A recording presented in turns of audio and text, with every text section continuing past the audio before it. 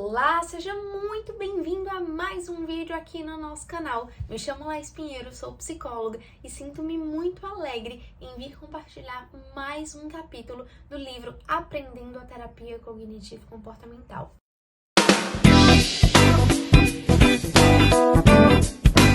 Nessa playlist nós vamos destrinchar cada capítulo desse livro que é simplesmente maravilhoso, que você, terapeuta cognitivo, merece ouvir todos esses conhecimentos que nós temos sobre esse assunto. Então hoje eu te convido a se inscrever aqui no nosso canal, curtir e compartilhar em quem também se interessa com esse assunto. O segundo capítulo desse livro, Aprendendo a Terapia Cognitivo-Comportamental, diz respeito ao papel da aliança terapêutica e o empirismo colaborativo em ação. E, inicialmente, para conversarmos sobre esse assunto, eu gostaria também de trazer a FAP, a Terapia Analítico-Funcional.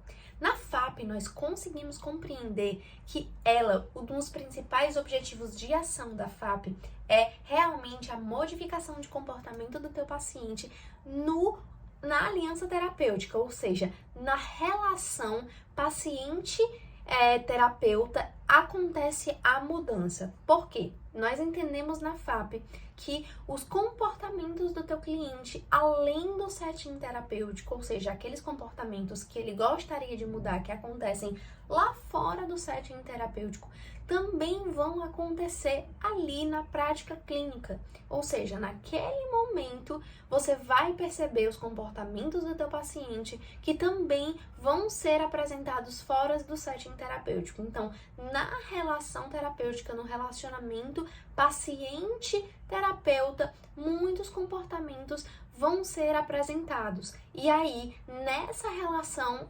existirá a mudança comportamental nesse sentido. Apesar de, na terapia cognitivo-comportamental, nós não utilizarmos muitos dos conteúdos relacionados à FAP, existe sim a necessidade de nós entendermos um pouco sobre a aliança terapêutica, porque é a partir da aliança terapêutica que todo o nosso trabalho ele vai ser construído. Porque imagina só, se você vai no psicólogo e você se sente super confiante, super aberto e você percebe efetivamente que o vínculo com aquele profissional ele foi estabelecido. De certa forma, no momento em que você percebe esse ponto, você vai conseguir realmente se abrir, vai conseguir realmente se sentir seguro para ser você mesmo ali no ambiente terapêutico. E a partir dessa conexão, você vai conseguir realmente ter todo o trabalho da terapia. Se você vai no psicólogo e percebe que realmente a aliança terapêutica, o vínculo terapêutico não tem sido bem estabelecido, de certa forma o processo ele já vai começar ali com o pé esquerdo e você vai ter muita dificuldade em colocar em prática todas as técnicas, todas as intervenções, todo o processo relacionado à terapia. E pode ser até que a própria terapia ela não consiga dar continuidade, porque o vínculo terapêutico é um dos principais pontos efetivamente para com que a terapia ela aconteça de uma melhor forma possível. Então, gente, quando nós falamos sobre aliança terapêutica na terapia cognitivo-comportamental, existe um termo utilizado para essa aliança de trabalho, que significa empirismo colaborativo. No empirismo colaborativo, nós direcionamos o paciente à mudança comportamental e cognitiva através de todo esse processo. Nota-se, portanto, que afeto, autenticidade, empatia são pontos que devem ser levados em consideração pelo terapeuta cognitivo-comportamental no momento da aliança terapêutica. O paciente, gente, ele tá ali na tua frente te demonstrando a maior vulnerabilidade dele. Ele tá, de certa forma, te confiando a vida dele, o que há de mais precioso para ele naquele momento. Então, nós, enquanto terapeutas, precisamos ser instrumento de amor para aquele paciente. Amor no sentido de conseguirmos conciliar os nossos estudos, a nossa perspectiva teórica e transformar ali aquele ambiente no mais acolhedor possível. que aquele paciente ele se sinta acolhido, ele se sinta amado, ele sinta que você está ali efetivamente para ajudá-lo, para conseguir trazer ali, facilitar o processo de mudança daquele paciente. Por isso que a aliança terapêutica é tão importante nesse processo. Porque é a partir da relação de vocês também que muito do paciente vai se tornar, vai se sentir confortável em compartilhar a vida dele contigo, a fim de que hajam mudanças cognitivas e comportamentais, sempre visando o maior bem-estar e a maior qualidade de vida daquele paciente. E para isso é muito importante que nós consigamos definir empatia. Muito além do que se colocar no lugar do outro, é conseguir enxergar a situação pelo olhar do outro. Então, nós, enquanto terapeutas, vamos auxiliar aquele paciente a compreender as suas distorções cognitivas, os seus moldes de funcionamento, seus padrões comportamentais. Então, nós, enquanto terapeutas, vamos ter essa empatia de nos colocarmos no lugar do outro com os olhos do outro.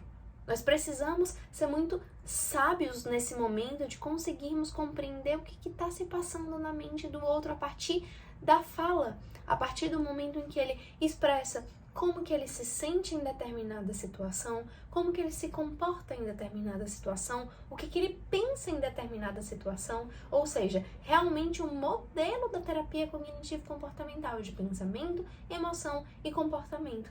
E a partir da compreensão de tudo isso, identificarmos as distorções cognitivas, os padrões disfuncionais de comportamento, sempre visando o maior bem-estar daquele paciente. Tornarmos essa empatia como parte fundamental do processo terapêutico. E em conjunto à empatia, outro aspecto fundamental é a autenticidade do terapeuta. Além de termos essa postura empática de nos colocarmos à disposição de enfrentar junto com aquele paciente, aquele momento, nós não vamos omitir fatos verdadeiros. Ou seja, a autenticidade do terapeuta na hora de proporcionar ali os feedbacks, de mostrar para o paciente ali tudo o que vem acontecido, vai ajudar o paciente naquele momento. Nós não vamos esconder a verdade, mas sempre fortalecer ali aspectos positivos do paciente ao mostrar a verdade, para com que ele consiga perceber que ele consegue lidar com aquela situação.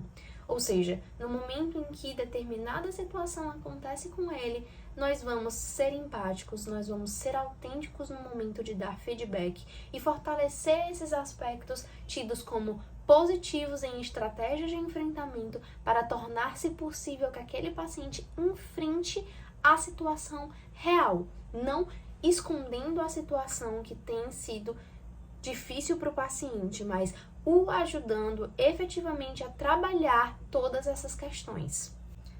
Então, levando em consideração a empatia, talvez a forma mais empática de demonstrarmos esse amor para o nosso paciente seja de efetivamente transformarmos as nossas preocupações em ações. Ou seja, nós, enquanto terapeutas, vamos mesclar a empatia e questões socráticas, ou seja, trazer ali questionamentos socráticos que façam com que o paciente ele consiga perceber novas formas de enxergar a situação. Não simplesmente entrando ali no fluxo do pensamento disfuncional, mas conseguindo ter esse pensamento socrático, esses questionamentos em prol de buscar novas formas de enxergar essa situação. Então, gente, pontos como alívio de sintomas, mudança de pensamento disfuncional, mudança de comportamento disfuncional também em relação a isso, são objetivos no nosso tratamento da terapia cognitivo-comportamental. Então, quando a gente fala sobre o empirismo colaborativo, ou seja, a aliança terapêutica do paciente-terapeuta nesse processo, a gente vai trabalhar para com que juntos consigamos efetivamente ter um maior resultado em todas essas questões. O mais comum que aconteça é que o trabalho ativo do terapeuta seja mais no início do tratamento, visto que por vezes o paciente ele vai em busca do tratamento quando a emoção ela está muito ativa, sinais relacionados ao humor deprimido, ansiedade e as mais diversas emoções elas estão muito ativas. Então, inicialmente, o terapeuta ele precisa efetivamente ter um papel ativo nesses primeiros momentos de trabalhar com o paciente ali, como que ele vai lidar com aquelas emoções, a diminuição dos sintomas para que ele consiga ter uma racionalidade maior em relação a isso. Porque quando a emoção ela está muito intensa, o paciente ele não vai conseguir racionalizar também de uma forma mais racional, mais vinculada à realidade. Então nós precisamos equilibrar essa emoção para que nós possamos trabalhar mesmo todos os pensamentos e comportamentos disfuncionais do paciente. Embora haja uma diferença de paciente para paciente, de sessão para sessão, é natural que inicialmente o terapeuta ele seja mais ativo nesse sentido, porque nós vamos explicar para o paciente como que funciona a terapia cognitivo-comportamental, vamos utilizar muito da psicoeducação, ou seja, como o grande objetivo da terapia cognitivo-comportamental é ajudar o paciente a ser seu próprio terapeuta, certamente no início das sessões nós vamos ter esse papel mais ativo e é natural que com o decorrer da sessão esse paciente ele se torne mais de certa forma ali vinculado com o conhecimento da TCC e consiga já ir colocando em prática. E aí no desenvolvimento da terapia, certamente o paciente ele também vai se tornar cada vez mais ativo de conseguir trabalhar todas essas questões também em terapia. Então ele já vai ter essa consciência relacionada a isso, esse conhecimento sobre esse ponto e ele próprio vai conseguir já ter esse autoconhecimento de dizer por que ele agiu como ele agiu, por que ele pensou como ele pensou e ter toda essa conexão de pensamento, emoção e comportamento de forma mais funcional. E aí, gente, não existe um molde perfeito para nós desenvolvermos realmente essa relação terapêutica. É muito paciente-terapeuta e vai sendo construída ao longo do tempo. Mas para isso nós precisamos levar em consideração aquele paciente. Aquele paciente ele vai ter uma história de vida completamente diferente dos outros pacientes que você já atendeu. Então nós precisamos nos colocar à disposição dele, entender a história de vida dele, entender o que o traz à terapia, compreender a dimensão que é a vida daquele paciente, a sua história de vida, aspectos culturais, aspectos interpessoais. Aquele paciente como um todo ele deve ser acolhido. E a história de vida vai ser ali o principal para nós conseguirmos também compreender como nós vamos agir enquanto terapeutas com aquele paciente. Demonstrar empatia, demonstrar a nossa forma de lidar com aquele paciente propriamente dito. E aí, alguns pontos devem ser levados em consideração que, devido ali às condições que buscam aquele paciente a fazer a terapia, vão existir alguns pedidos que podem ser feitos ali pelo paciente. Por exemplo, imagina um casal, um deles só busca terapia. E aí, um deles está em busca da terapia por conta do casamento, que não tá legal e tudo. Pode ser que ele faça um pedido para ti, para com que as contas não cheguem na casa dele, por exemplo, as sessões de terapia elas sejam pagas de uma outra forma. Então, alguns pedidos assim excepcionais, como esses, devem ser levados em consideração também, que são extremamente subjetivos e únicos a cada paciente. Outro aspecto que nós, enquanto terapeutas, devemos levar em consideração é o nosso consultório, o ambiente que nós vamos receber aquele paciente. Será que no nosso consultório tem algum objeto que faça o meu paciente se sentir desconfortável? Tem algum objeto religioso, algum objeto de valor, de julgamento que possa trazer ali um bloqueio para aquele paciente?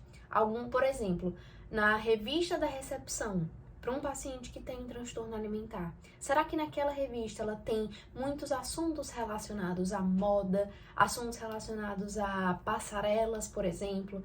Será que algum local do nosso consultório pode ser gatilho ali para aquele paciente se sentir desconfortável? Então, esses aspectos a gente também deve levar em consideração para o nosso tratamento com aquele paciente ser o melhor possível e que ele se sinta, desde o momento em que ele entra no nosso consultório, confortável e aberto para lidar com todas essas situações.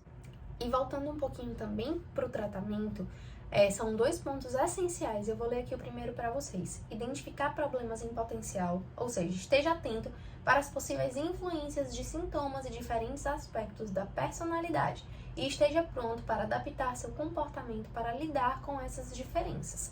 E o segundo aspecto muito especial é não rotule o paciente.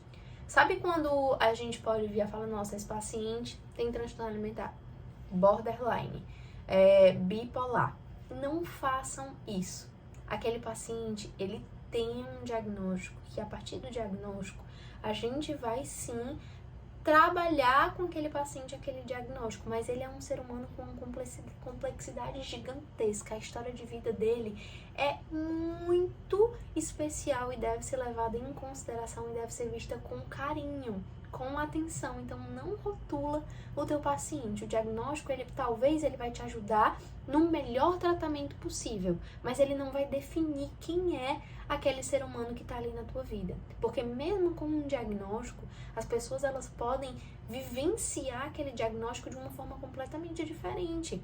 As histórias de vida por trás dizem muito sobre isso. Então, não rotula o teu paciente. Seja o mais carinhoso com aquele ser humano possivelmente. Esse foi mais um vídeo aqui no nosso canal. Espero que tenha sido tão prazeroso para ti assistir como foi para mim agora falar para vocês. Contem comigo e a gente se encontra no próximo vídeo.